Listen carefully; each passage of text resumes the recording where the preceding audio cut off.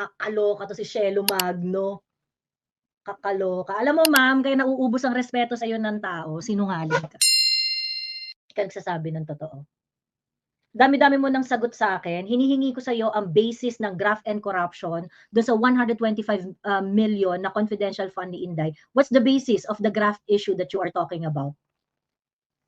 Ba't di mo sinasagot? Ang dami mo nang sinagot sa akin, hindi ko na nga nakikita eh. Yung iba hindi ko na binabalikan eh. Kasi hindi mo naman sinasagot yung mga tanong ko sa'yo. Ano?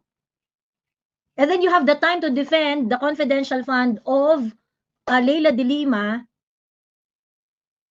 I don't think you've read the report kung paano nila kinlose yung issue ni Leila de Lima sa confidential fund. The COA document said that 25 SDO ang nag-i-issue ng cash advances doon sa confidential fund ni Leila de Lima.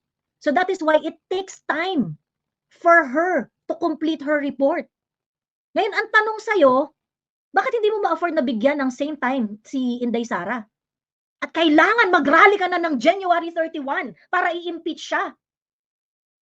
She still has until February to close it out. And then that's going to be included in the 2025 annual audit report. Well, audit report that is going to be for 2024 but will be released in 2025.